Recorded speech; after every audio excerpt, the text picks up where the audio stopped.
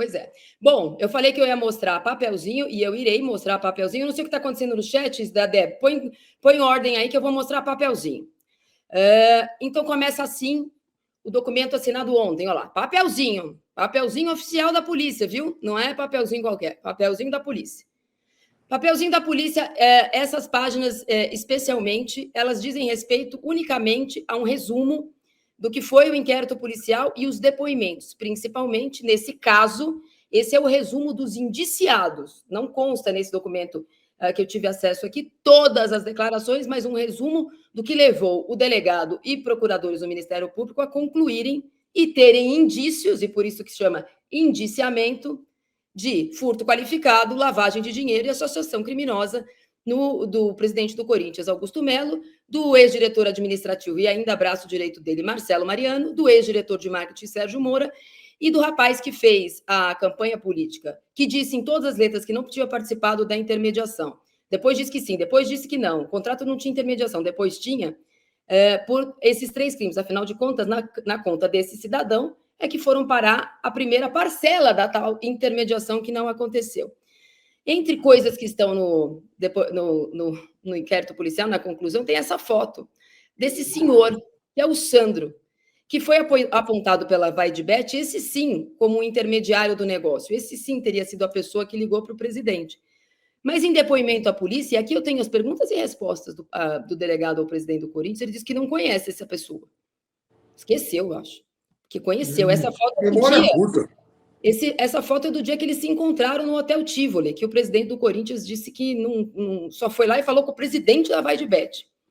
Essa aqui é a conclusão. Eu vou ler para vocês aqui no meu celular, porque aqui fica pequeno e na minha telinha aqui do StreamYard eu não consigo ler exatamente. Então, eu vou ler exatamente a conclusão e depois eu vou ler alguns pedaços para vocês. A conclusão é a seguinte. Face a todo o exposto, determino o formal indiciamento de Alex Fernando André, que é o Cassundé, na exata dicção dos artigos 155, furto, caput, ambos do Código Penal. Augusto Pereira de Melo, Marcelo Mariano dos Santos e Sérgio Lara Muziel de Moura, como incursos proscrições dos artigos 155 do Código Penal, inciso 1, 4 e 288, caput, ambos do Código Penal. E primeiro caput da Lei 9.813, que é de crimes financeiros. O ato deverá ser levado da modalidade indireta, uma vez que os investigados, em tela, já foram ouvidos e, além disso, tiveram assegurado o exercício do direito de defesa. Por que tem isso escrito, Piperno? Porque, às vezes, há indiciamento de pessoas que não depuseram ainda, e eles já depuseram na qualidade de investigados. Eles sabiam que estavam sendo investigados, então não há necessidade de ouvi-los de novo depois do indiciamento. É por isso que está escrito isso aqui.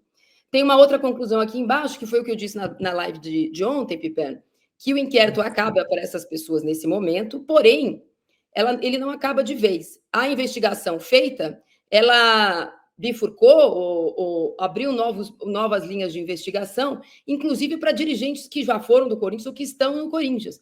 Mas essa primeira parte da investigação acabou. O Marcelo Ascencio mandou um superchat, obrigada, Marcelo, e pergunta, Augusto apresentar defesa sobre iniciamento com patrocinadores passando atrás no painel, o que vocês acham que vai acontecer com os patrocínios? Bom, essa é uma questão que eu imagino os conselheiros do Corinthians, de situação e oposição, devem estar preocupados, que é a imagem do clube ligada e os patrocinadores ligados, não aos gols do Yuri Alberto, não à Esportes da Sorte, não ao Memphis que ela contratou, mas a um caso de polícia. Pipo.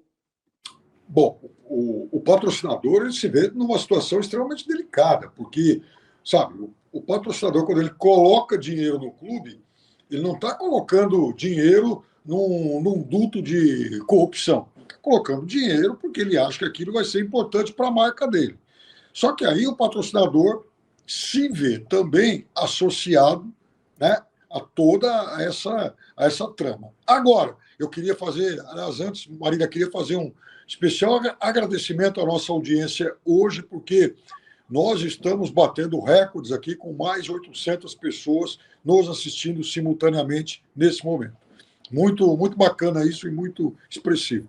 Mas só que o que tem diferente nisso é que, de fato, há, digamos, esse desvio de parte do contrato para a empresa lá do Cassundé, para as duas empresas que foram lá atrás mencionadas. Então, veja, há duas possibilidades de que esse dinheiro tenha chegado até lá, tenha sido irrigado para esse fim. Uma, patrocinador fazendo pagamento direto para essas empresas, sabendo, né, enfim, de que havia algo estranho nisso. Eu acho pouco provável.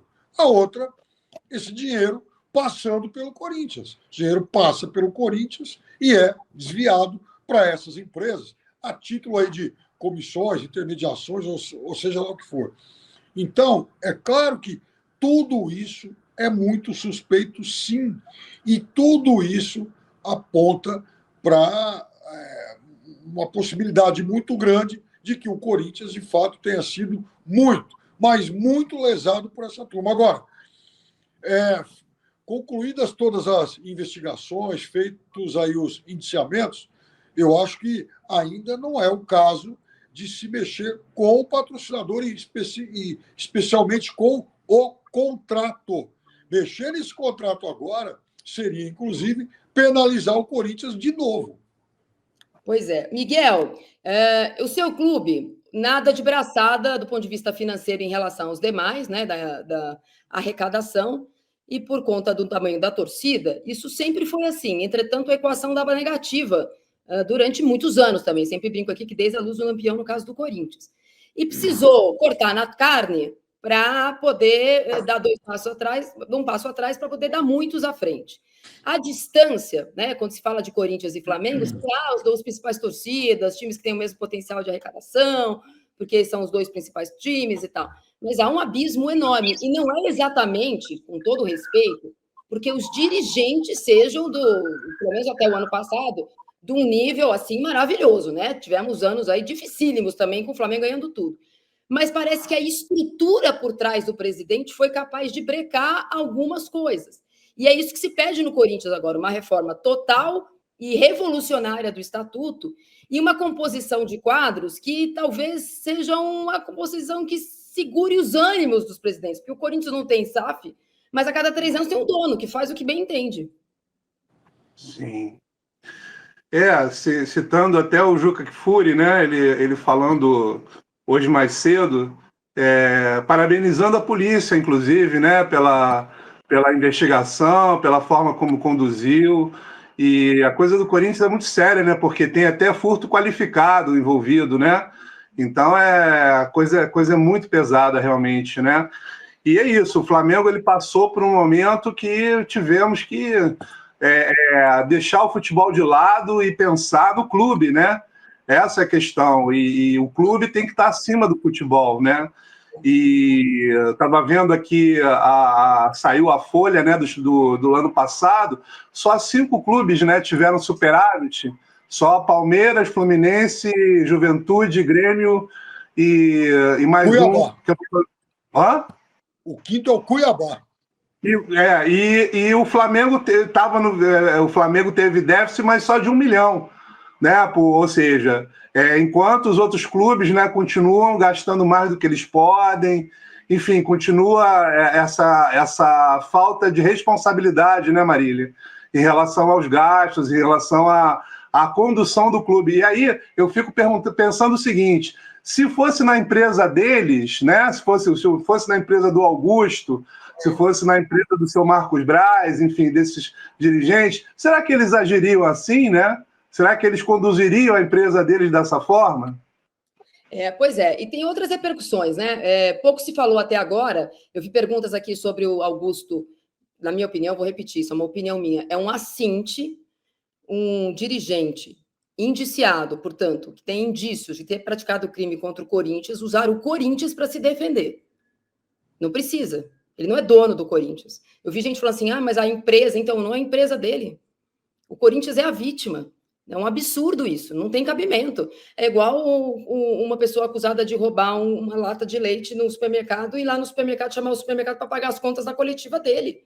Não tem cabimento isso, gente, não tem cabimento. Mas, de qualquer forma, está marcada para as 15 horas a coletiva de imprensa do Augusto Melo. Eu contei ontem aqui, logo depois do indiciamento, um movimento absurdo de situacionistas e oposicionistas pedindo para que ele renunciasse a fim de estancar a sangria, porque não só tem esse impacto absurdo em relação à imagem do Corinthians, mas também possíveis saídas de patrocinador. Essa semana já tinha tido uma saída de um patrocinador e tal. Eu vejo também muita gente fazendo ilação à marcação da reunião do Conselho para essa segunda-feira, justamente depois da saída, da conclusão do inquérito. Senhores, até eu que sou uma coitada, estou contando para vocês aqui, há mais de 40 dias, que esse inquérito ia terminar em maio. Até eu que sou uma coitada, contei aqui, e o Pipo está de prova, que em abril iam acabar os depoimentos e o delegado ia encerrar. Todo mundo sabia. Essa coincidência de marcar ou não marcar desde janeiro tem a ver muito mais com a pressão da Gaviões da Fiel, que disse lá que tinha que esperar acabar o inquérito policial para marcar, do que exatamente esperar o inquérito, porque essa nunca foi a postura da oposição do Corinthians. A oposição do Corinthians está tentando marcar essa votação desde o ano passado. Vocês sabem quem brecou a votação no ano passado, quem brecou a votação no começo desse ano. Eu não estou dizendo que não tem política dentro do Corinthians, não. É só o que tem. Esse é o problema. Ninguém está preocupado com o Corinthians. Mas credenciar a conselheiro A ou ao conselheiro B as vantagens dessa reunião ser na segunda-feira, roubaram o Corinthians. Qual é a preocupação? A preocupação é quando vai ser a reunião ou terem roubado o Corinthians? Eu não estou entendendo, Piperno. Eu realmente não estou entendendo. Não, aí que está o negócio. Eu até acho que, de certa forma, o Conselho do Corinthians, se não pode ser acusado de ter sido cúmplice nisso, ele foi, no mínimo, muito omisso. Porque isso não começou agora. A gente estava fazendo. Veja, o mandato do Augusto Melo está chegando à metade, praticamente. E, assim, desde que começou, desde o primeiro contrato, há muita suspeita, sim. Então, por que não se votou, por exemplo, o impeachment antes? Por que não se exigiu, de fato, a prestação de contas, que foi, né, isso foi aprovado de uma forma, enfim, quase que fictícia. Então, é óbvio que o Corinthians está sendo lesado, mas também com a omissão da turma da carteirinha. Porque esses caras, na verdade, o que eles lutam é para manter os seus pequenos privilégios. É um ingresso aqui, é um acesso ali, é um cargo não sei onde. E aí, onde fica o Corinthians? Dane-se. Então, agora, a crise chegou de uma forma muito maior, porque o que poderia ser, digamos, uma marolinha que, né, no limite, poderia expelir o presidente do Corinthians, agora pode ser um tsunami que vai varrer muita gente, porque ninguém faz tudo que é suspeito de ter sido feito em um clube tão grande sozinho. Para que o Augusto, veja, e a gente estava falando do Augusto Melo, que estava muito longe de ser uma figura graúda dentro da política do Corinthians. Ele não tinha uma grande rede de apoio até essa última eleição. Ele era quase que do baixo clero do Corinthians. Como que da noite para o dia ele consegue montar um esquema tão grande? Então, é óbvio que isso só aconteceu porque também houve, no mínimo, a omissão de muita gente. E talvez, por isso, eles tenham empurrado com a barriga, por exemplo, a votação do impeachment. Porque eu duvido que, se ele cair, ele vai cair de boca fechada e não vai arrastar ninguém junto com ele. Eu vou ler um pedaço aqui, eu não vou imprimir esse pedaço aqui, por respeito à minha fonte, mas vou ler aqui um pedaço do inquérito. Não obstante, bom, aqui está relatando a parte do depósito na conta do senhor Alex Cassundé, que foi considerado nenhuma prova de que ele tenha intermediado o acordo. Lembrando que o Augusto primeiro disse que não tinha intermediação, depois não tinha intermediação, depois era uma porcentagem, depois era outra, e depois que tinha sido mesmo Alex Cassundé. Há todo um relato e uma sequência de provas de que o Alex Cassundé, de fato, não participou disso. Inclusive, o Alex Cassundé falar que não tinha primeiro participado, depois falou, não, peraí, talvez eu tenha participado e tal. Então, olha, no caso de terem sido pagas duas parcelas, por que está o furto qualificado? O furto exige, todos sabem, um elemento subjetivo específico, um anibus rem sibi habendi, em latim, ou seja, subtrair para si ou para o trem. No caso dos autos, como haviam sido pagas apenas 2 parcelas ao fictício intermediário, como é tratado o Alex Cassundé aqui, o desvio ainda estava no início. O Corinthians, a subtração do dinheiro do Esporte Clube Corinthians Paulista acabou beneficiando ao trem, no caso, a empresa, o J Football Talent, que é lá no final, né, que foi indo o dinheiro, possivelmente para fazer frente à contraprestação de compromissos pendentes da direção, à luz de elementos nesse sentido que foram sendo carreados progressivamente na investigação, que é a ligação do presidente do Corinthians com os donos da UJ Esportes. Afinal, tal como registrado no relatório parcial de análise de dados financeiros e bancários, não se trata de coincidência, muito menos de mero acaso, o dinheiro ter saído de um renomado clube brasileiro para ser abocanhado, está escrito isso, por uma afamada agência de assessoria esportiva. Não obstante, a meu ver aqui é o delegado, Tiago Correia, 2 qualificadoras de furto se fazem presentes. A dos incisos 2, abuso de confiança e fraude, e do inciso 4 do artigo 155, concurso de 2 ou mais pessoas do artigo, aí associação criminosa. Houve da parte de Augusto Melo, Marcelo Mariano e Sérgio Moura nítido abuso de confiança. Qual confiança? A confiança neles depositada não só por aqueles que os elegeram, mas especialmente pelo clube, de quem se aproveitaram.